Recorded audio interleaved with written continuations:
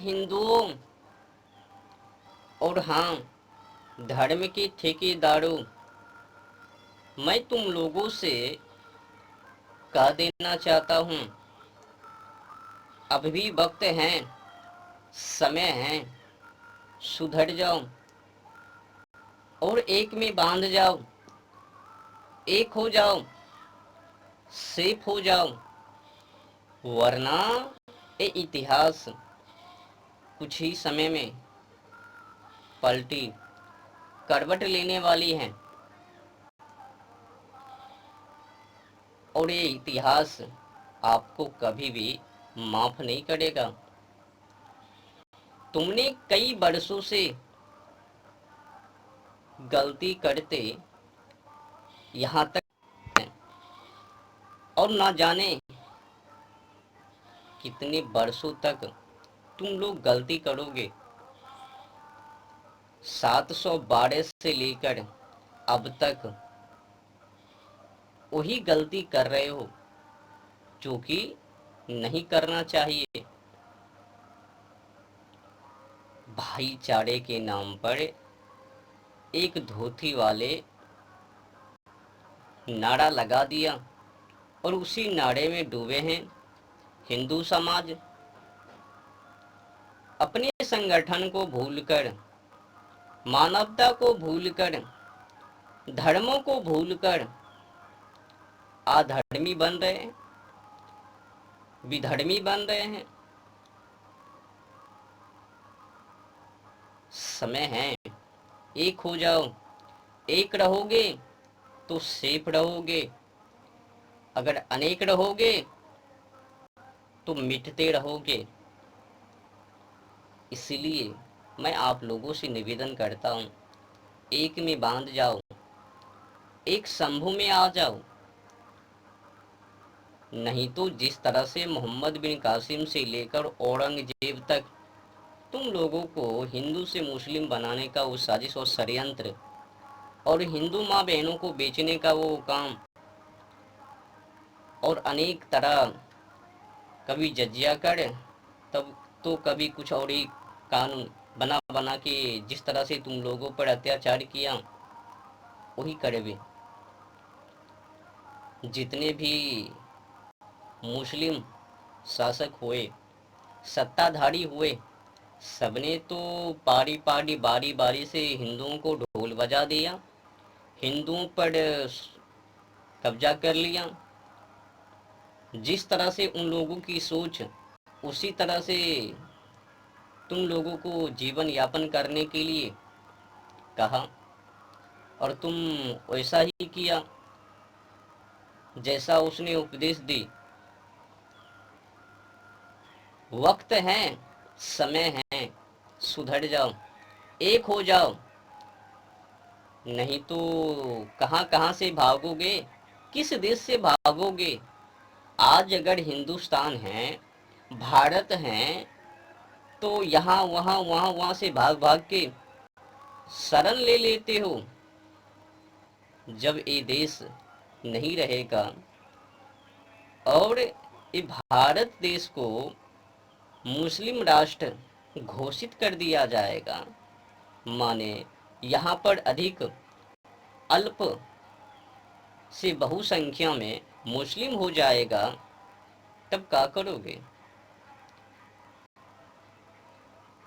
अधिक ज़्यादा कुछ नहीं, मात्र 50% यहाँ पर जिस दिन मुस्लिम हो गया तो तुम लोगों का इतिहास करवट ले लेवे। जिस देशों में, क्षेत्रों में, शहरों में मुस्लिम की आबादी अधिक है, माने बहुसंख्या में है, उस क्षेत्रों में, देशों में हिंदुओं की क्या है दशा, देख लो ना। कब तक भागोगे उन आतंकवादों की अताई से। इतिहास खोल कर देख लो कि तुम लोगों ने कहां कहां से भागा, भागने की कोशिश की और भाग भी गए। तुम लोगों की इतिहास यही है। आज मैं आप लोगों को सुना देता हूं। तुम लोगों ने आज से 500 वर्ष पहले हिंदू कुश से भागा। तुम लोगों ने आज से 400 वर्षों पूर्व अफगानिस्तान से भागा। तुम लोगों ने आज से 77 वर्ष पहले पाकिस्तान से भागा। तुम लोगों ने आज से 55 वर्ष पहले बांग्लादेश से भागे। तुम लोगों ने आज से 35 वर्ष पहले कश्मीर से भागे। तुम लोगों ने आज वर्तमान समय में बंगाल मुर्शिदाबाद से भागे। कल तुम केरल से भागोगे, तो बताओ ना कहां कहां से भागोगे। सुधर जाओ, पहचान करो और पुनः अपने धर्मों में ऐड हो जाओ, एक हो जाओ। ये भागने की सिलसिला मत करो, इससे काम बनने वाले नहीं। कभी हिंदू कुश से भागना, तो कभी अफगानिस्तान से भागना, कभी पाकिस्तान से भागना, तो कभी बांग्लादेश से भागना।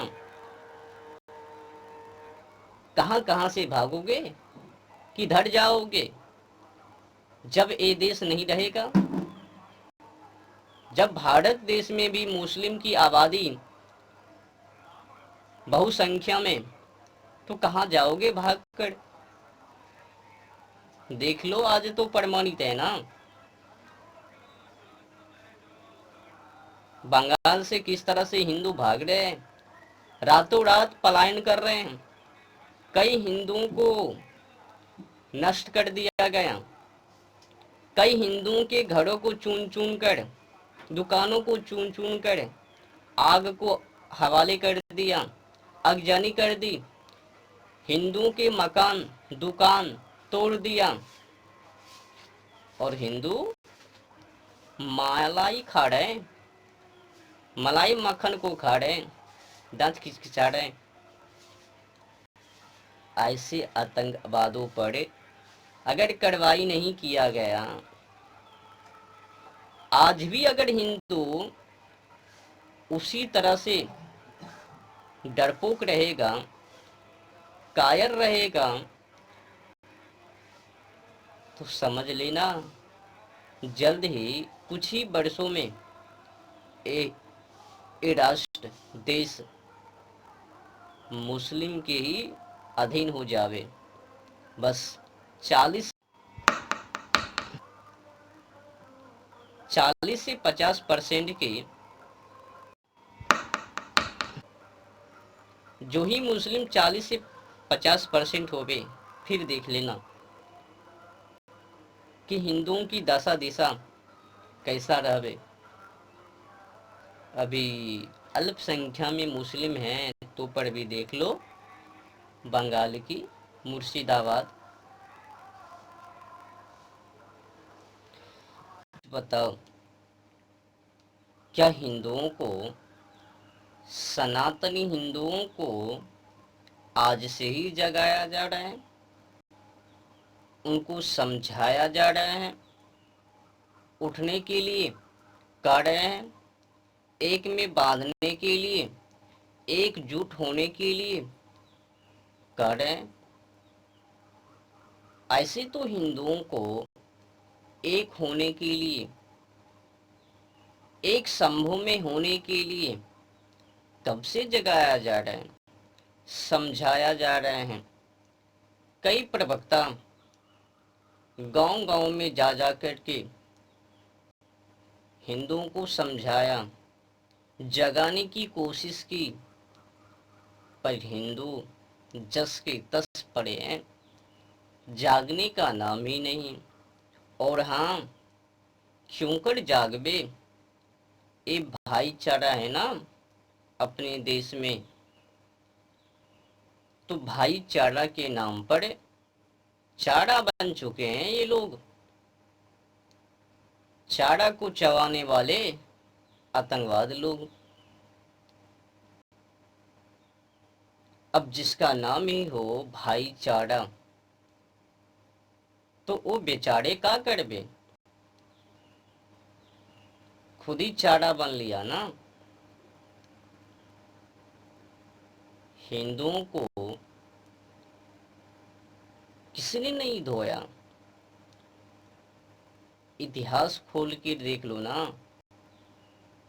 हिंदुओं को कब से पीटा जा रहा है, भगाया जा रहा है, हिंदुओं पर कब से जुल्म किया जा रहा है, अत्याचार किया जा रहा है, बलात्कार किया जा रहा है। ये मामले आज से ही सामने नहीं है। मोहम्मद बिन कासिम से लेकर औरंगजेब और वहां से लेकर यहां तक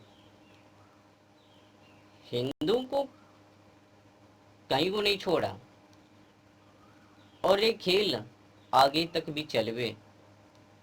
जिस तरह से मैंने हिंदुओं को देखा, हिंदुओं की सोचों को देखा, आज तो पहले भी और आज भी ये हिंदू लोग अंधविश्वासों में पड़कर भ्रमित होकर के तंत्र मंत्र योग क्रिया पर, बाबा जी के मंत्रों पर बहुत गर्व करते हैं, उस पर विश्वास करता है। पर ये मातृभूमि कब से पुकार रही है, जागो एक हो जाओ। एक तुम ही हो जो कि वतन के लिए लड़ सकते हो, शहीद हो सकते हो। बाकी किसी भी माई की लाल बमपंथी में ये हिम्मत नहीं है कि देश के लिए लड़ सके। कोई लोग तो बाहर से हैं। जो तुम स्वदेशी हो, पर स्वदेशी होकर संपूर्ण रूप से अपने स्वदेशी का पहचान ना करवा सके, तो इससे बढ़कर मैं और क्या कहूँ, चूरू भर पानी में डूबकर मर जाऊं। आज मैं हिंदुओं की दशा दिशा को देखता हूँ तो मुझे खेद है, दुख है। यही चाल, यही सोच, यही एकता के नाम पर अनेकता, टूटा हुआ हिंदू, बिखरा हुआ हिंदू, बिछड़ा हुआ हिंदू पहले भी। नहीं तो किसी मुस्लिम आक्रांता में क्या शक्तियां जो हिंदुओं पर कब्जा कर सके, हिंदुओं को पैर तले कुचल सके। मोहम्मद बिन कासिम सिंध पर आक्रमण करता है और वहाँ के सिंध सम्राट राजा दाहिर और उनके पुत्र दोनों को परास्त कर देता है, माने मृत्यु दंड दे देता है, मार देता है, वध कर देता है और सिंध को कब्जा, सिंध पर अपना अधिकार जमा लेता है। और वहीं से मुस्लिम समुदाय का वो आरंभ हो लेता है। शुरुआत मोहम्मद बिन कासिम से ही है ना, भारत में मुस्लिम समुदाय का उत्पन्न। नहीं तो कहाँ मुस्लिम समुदाय भारत में। तो हिंदुओं की एकता नहीं होने के कारण उन्हीं का काला परिणाम कि अपने देश में मुस्लिम समुदाय उत्पन्न हो लिया। हिंदुओं की एकता नहीं होने के कारण ईसाई वो उत्पन्न हो लिया, आधम का। ये जो कमजोरी है ना, बाबा के अंधविश्वासों के कारण ही तंत्र मंत्र झाड़ फूक, अंधविश्वास, ढोंगी, आडंबर व पाखंड उन्हीं का काला परिणाम है। आज भी कई बाबा यही करता है। कोई बोलवे कि हम वो सब नहीं करता, गौर से देखा जाए, जो लोग ऐसा कहता है कि मैं नहीं अंधविश्वासों से नहीं पढ़ता हूँ, नहीं उलझता हूँ, भर्म जालों में नहीं फंसता हूँ, उन्हीं को गौर से देखो, किसी न किसी रूपों से टेढ़ा मेढ़ा मार्गों को अपनाकर वही काम करता है जो साधारण लोग करता है। पाखंड फैलाने में कोई बाबा किसी से कम पावर के नहीं है। आज तो लाखों लाख कथा कथित हैं, कथावाचक कथावाचिका हैं। तो बताओ ना, देशों की दशा दिशा, क्या आपने कभी भारत स्वदेशी शिक्षा के बारे में उस पर चर्चा की है? अपने देश में क्या हो रहा है नहीं हो रहा है उस पर चर्चा की है? अपने वतन के साथ खिलवाड़ किया जा रहा है, क्या आपने उस पर चर्चा की है? अपने देश में विशुद्ध चीजें बिक रही है जिससे कि हिंदू लोग बिगड़ रहे हैं और अपने धर्मों को छोड़ रहे हैं, अपने संस्कृति कल्चरों को छोड़ रहे हैं, क्या आपने उस पर चर्चा की है? विदेशी कंपनी अपने देशों में आकर 1960 में कंडोम का बिजनेस करता है और उनका मकसद ये रहता है कि यहाँ के जो मूल निवासी हैं, यहाँ के लोग हैं, उनको भड़काया जाए, उनमें वासना का लहर दिया जाए, उनको वासनाओं से फंसा दिया जाए, उलझा दिया जाए। और मैं अपने देशों की कल्चर भारत देशवासियों के अंदर और यहाँ की जो संस्कृति है उनको नष्ट, क्या आपने उस पर चर्चा की है? विदेशी कंपनी आता है और यहाँ पर निर्वोध का बिजनेस धंधा शुरू करता है। उनका दो मकसद, पहला मकसद यहाँ की संस्कृति उनको नष्ट करना, दूसरा मकसद यहाँ से अधिक रुपया भमोड़ कर ले भागना, संस्कृति को बिगाड़ना और यहाँ के जो पवित्र रिश्ते हैं उनको तोड़ना, विदेशी के जैसे रिश्ते बनाना और प्लस में पैसे ठग कर, ब्लैक मनी को छाप कर, लूट कर फरार।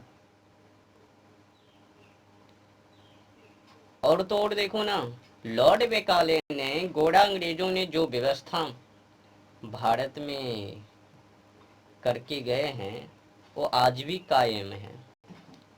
क्रांतिकारी जिस मकसद से शहीद हुए, फांसी फंदे पर चढ़े, क्या उनकी शहादत, उनकी बलिदान, कुर्बानी क्या पूरी हुई है? क्या आपने कभी उनकी मांगों को पूरा करने के लिए आंदोलन किया है, खिलाफत की है? नहीं की है। आज भी उनकी मांग अधूरी है। मंगल पांडे को देख लो, 1857